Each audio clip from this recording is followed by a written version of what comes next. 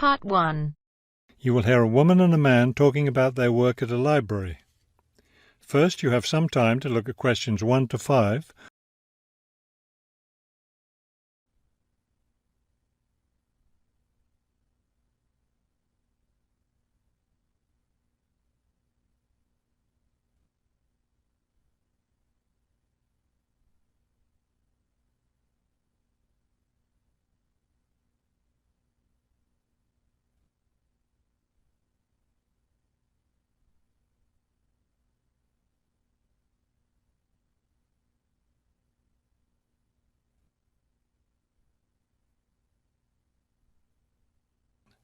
Now we shall begin. You should answer the questions as you listen, because you will not hear the recording a second time. Listen carefully and answer questions 1 to 5. Hello, I'm Mrs. Phillips, the head librarian. You're the new library assistant, aren't you? Yes, I'm Robert Haskell, but please call me Bob. All right, Bob.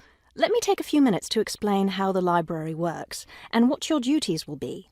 First, the library opens at 8:30 in the morning, so naturally we expect you to be here and ready to work by then. Of course. And you can go home at 4:30 when the library closes. Now, let me explain where everything's kept. It looks like here on the ground floor is where the reference books are. Yes, that's right. Up on the second floor is where the adult collection is, both fiction and non-fiction. And the children's books are there too, aren't they? I thought I saw them in the room by the stairway. No, those are magazines and newspapers for adults. Children's books are up one more flight on the third floor. We'll take a look at them later. Let me show you how we organize our work. Do you see that brown book cart over there? The one by the door? Yes, that one. Those books have been checked in and need to go back on the shelves. Okay, so the brown book cart has books to reshelve. What about this black cart by the desk? Those books have torn pages or damaged covers. They're all books that need to be repaired. Okay, I know how to do a lot of that. I'm pretty good at mending torn pages and covers. That's great, because we really need help with that. And that white cart in the corner, what are those books for? Those are old books that we've taken off the shelves to make room for new ones. We sell them as used books to raise money for the library. So they're all ready to sell? Yes, that's right. So now you know what to do with the books in the carts. Let's talk about our activities schedule. Before you hear the rest of the conversation, you have some time to look at questions 6 to 10.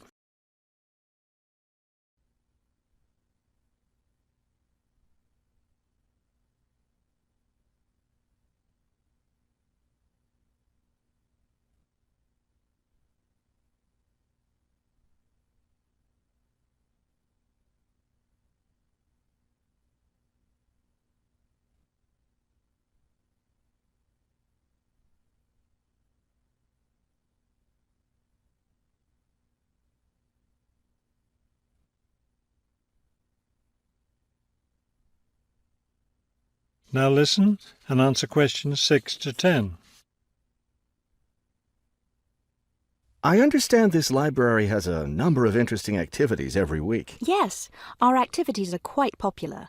The most popular one is story time for the children. Do a lot of children show up for that? Yes, a good many. It takes place in the children's room on Thursday mornings at 11. Isn't there a family movie night too? Yes, but it's not at night anymore. We used to have family movies on Fridays when the library is open until 9, but now we have a different activity at that time, so we had to switch family movies to the weekend, Saturday afternoon. How much do you charge for the movies? They're all free. The movie always starts at 2:30 in the reference room, but you don't have to worry about that since you don't work on weekends. And what takes place on Friday evenings? We've just started a weekly lecture series. We have a different speaker every week, and the lectures cover all different kinds of topics. That sounds like something I'd be interested in attending. Good, because we'll need your help with that. You'll be working Friday evenings, and one of your duties will be to set up the meeting room on the first floor for the lecture. What time will you need that done? Let's say by 6:15. The lecture starts at 6:30, and the room needs to be ready well ahead of time.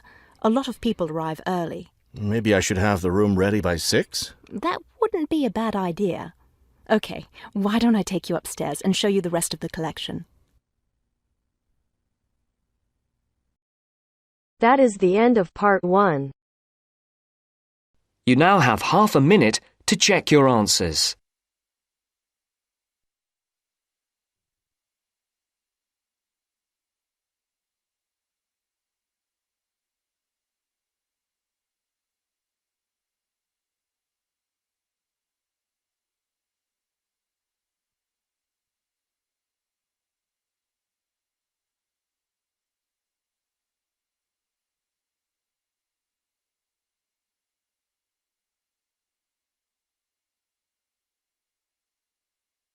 Now turns to part 2.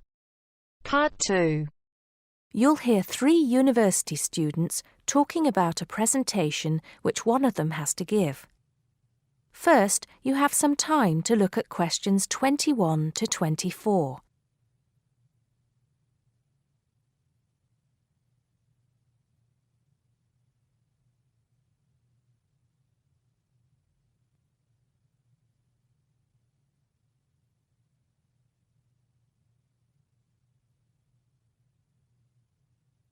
First, look at questions 11 to 14.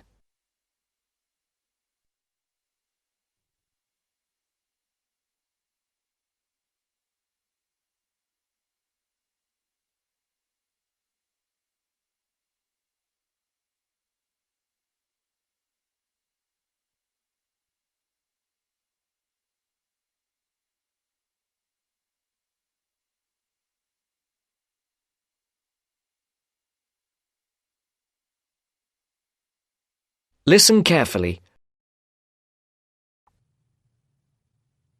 Hi, Joe. Hi, Isabel. Hi, Paul. Oh, hi, Paul. I've heard you've been stressing out about your presentation on art. I am. Are you still going to talk about the different types of art? Yes. Well, I was planning to, but there's so much stuff on the subject that I'm finding it difficult to put it all into one short presentation. Huh? I usually have the opposite problem. There's nothing worse than going blank, forgetting your words in front of a group of people. Well, the problem is that I don't know how to organize what I want to say in the presentation. Well, you know everything there is to know about the subject. It's just a question of selecting what you want to talk about. Well, there's a lot to discuss about the different periods in art. That's a good way to start. Then you can bring in how specific types of art were popular in each period. Yes, like how sculpture was popular in the classical period and paintings were popular in the Renaissance period. And how now a wide variety of media are used to create modern art. As long as you keep it concise, because it's a large area, there's so many periods and movements in art, and you don't want to just list them one by one. I agree. An explanation of the movements and periods in art wouldn't be too long. You're right. I need to just pick out some key points. Just mention the periods quickly so that I can move on to the real topic of the presentation. Yes, the variety of art, like sculpture, paintings, installations. I have an idea. Why don't you prepare a timeline to show to the class? That would be a nice visual, and it would focus your ideas so you don't get too sidetracked. Great idea. It would certainly cut down on time. Right then. Where are we? You'll begin with a very short introduction to the historical periods of art. Then, you'll talk about popular types of art within these periods. That's sorted. Maybe you could also mention some key works of art in each period, like the Venus de Milo statue or the Scream by Edvard Munch, and give some interesting facts on them. That's not a bad idea, because it does give people a frame of reference when I talk about specific kinds of art. After giving a historical context, I should really talk about different forms of art, shouldn't I? Yes, you should. After that, you can conclude with a question on what is considered to be art. Now, that would be really interesting. Yes, comparing the traditional views of art with modern views. Exactly. I think I'll have a collection of pictures, including famous pieces of art from classic to modern, projected on the wall, like the Mona Lisa and some pop art, and ask people whether they think it's art or not. Before the broadcast continues, look at questions 15 to 20.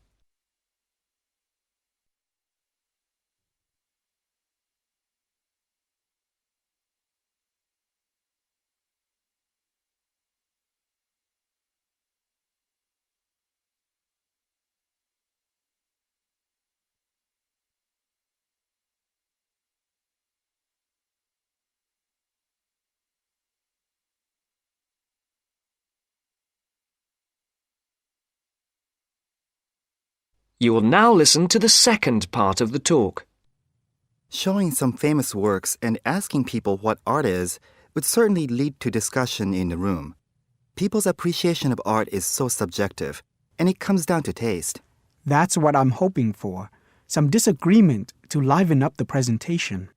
And you could stick in some really controversial ones like graffiti and modern art installations in between pieces of art that are universally accepted, like the work of the Renaissance painters. Sounds good to me. I have to say, I really don't understand some modern art myself. There was one recently that was just a pile of rubbish. It doesn't require much skill to create, does it? And what does it mean? There's no point to it. Actually, Joe, I like some modern art. It makes you look at the world in a different way. Artists now have the freedom to express themselves completely. Yes, but there is an idea now that anything can be art.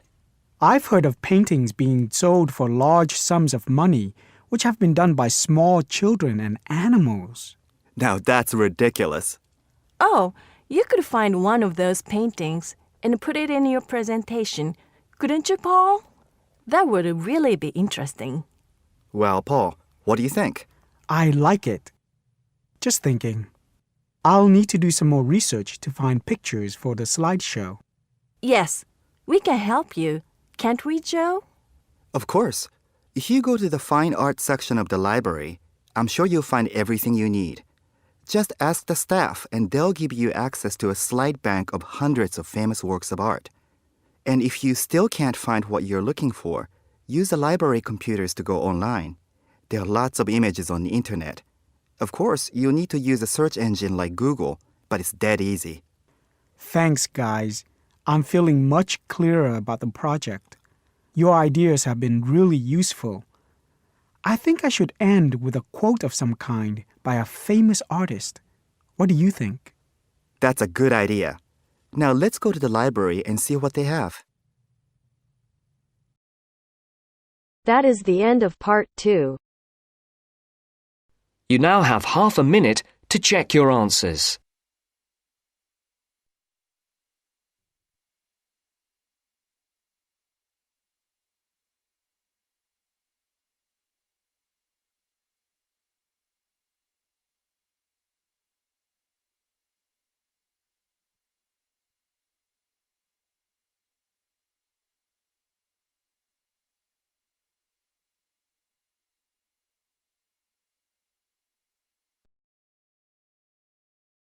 Now turns to part 3.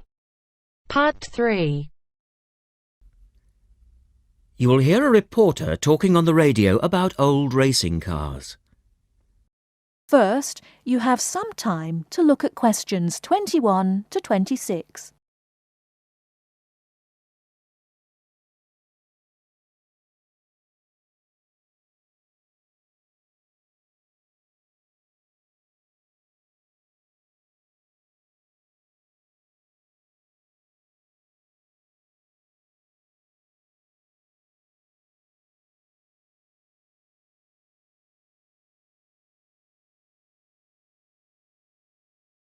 Now listen carefully and answer questions 21 to 26. The Goodwood Museum is currently celebrating some of the most extravagant types of car design in its Festival of Speed. Here's our reporter, Vincent Freed, who's on site to tell us about some of the cars on display. Well, here I am, standing in front of one of the most prestigious cars ever built, the Duesenberg. A fantastically expensive, luxurious car built in the early part of the 20th century and bearing all the glamorous qualities of the Jazz Age. How many were there? Well, only 473 Duesenberg J-types were ever built, and the model here is one of the rarest. Each had a short 125-inch chassis or framework, and the body was always in the form of an open two-seater. The technology behind the car's 6.9-litre engine was extraordinary. It featured capsules of mercury in the engines to absorb vibration and provide an incredibly smooth ride. In fact, these cars offered unparalleled performance. In an age when 160 kilometers per hour was considered very fast, the Duesenberg promised a top speed of 180 kilometers per hour and could do 140 kilometers per hour in second gear. Duesenberg, who designed the car, sold it as a frame and engine. This was typical of the age again, and many prestige manufacturers such as Rolls-Royce did exactly the same. Owners able to afford the hefty $9,000 price tag for the basic car would then commission a coachwork company to build a body tailored to their own individual requirements. The Duesenberg's great attraction for the driver was its instrument panel, which offered all the usual features but also several others, including a stopwatch. It was the Duesenberg's technology that lay behind its success as a racing car, and they dominated the American racing scene in the 1920s, winning the Indianapolis Grand Prix in 1924, 25, and 27. Before you hear the rest of the talk, you have some time to look at questions 27 to 30.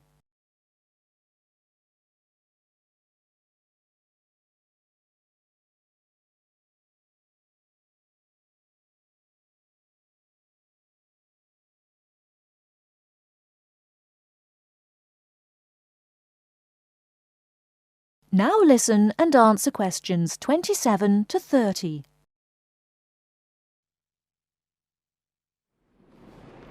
On to another celebrity, the 1922 Leia Helica.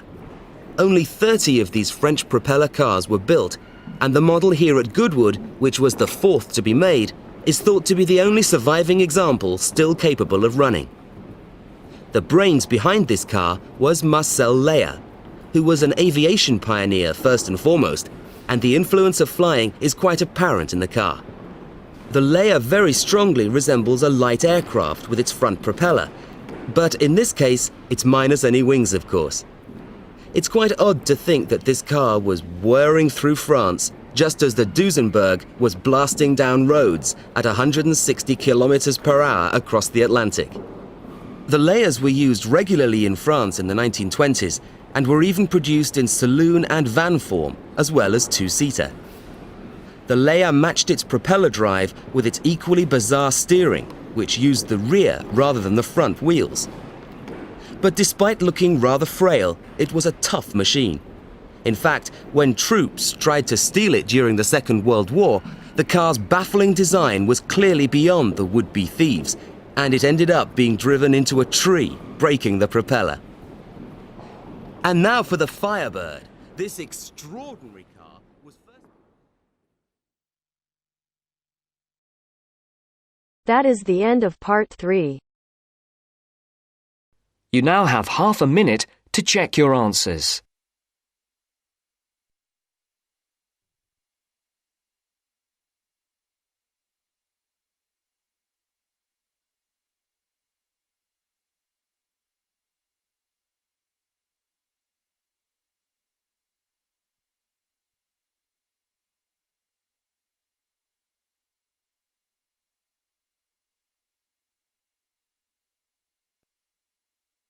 Now turns to part 4.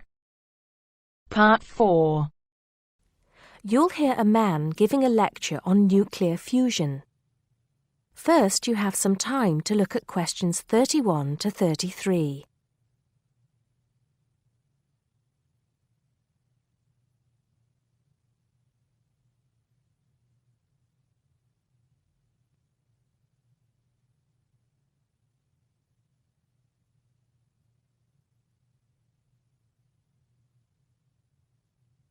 Now listen carefully and answer questions 31 to 33. I'd like to start by thanking so many of you for attending this, my first public lecture at this magnificent university. I'm going to be talking to you today about nuclear fusion. Before I proceed further, I would like to apologize on behalf of some of our newspapers for the sensationalist and hopelessly inaccurate articles that have been published on the subject over the years. I must confess that my own interest in the subject was actually stimulated by an article published more than 50 years ago in a popular Sunday tabloid with the impressive title, Power from the Sea. Today, most people would probably interpret such a title as an introduction to a discussion on the latest developments in renewable energy sources, such as wave technology or generating electricity from tidal flows. But back then, little, if any, progress had been made in these fields since the invention of the water wheel. As I recall, following coverage of the opening of the world's first commercial nuclear power station, more than 50 years ago now, at Calder Hall in 1956, the article promised that we would have limitless, almost free electricity within 10 years. It claimed that we could do this using an isotope of water, deuterium, from the sea. This would be used in reactors to combine simple molecules of hydrogen to form helium, releasing energy in the process. Of course, this is different from the process of nuclear fission, which today's nuclear reactors use. I wouldn't like to say that the article I read as a boy was totally inaccurate. It's true that the concept of producing energy from nuclear fusion, essentially reproducing the reactions by which our sun and other stars produce energy, depends on fusing atoms of hydrogen, but the timescale suggested was hopelessly wrong. To this day, despite some very embarrassing false claims from scientists who should have known better, we have not been able to produce energy from nuclear fusion in a controllable way. Let me make clear what I mean by this statement, before some journalist in the audience gets hold of the wrong end of the stick. Yes, we have been able to fuse hydrogen atoms to produce helium and a release of energy, but the balance account has always been negative. We've always had to put more energy into the reaction than we've ever succeeded in getting out. We know the theory works, but we still do not know if we can get fusion to work for us and solve the problem of our energy needs. Before you hear the rest of the talk, you have some time to look at questions 34 to 40.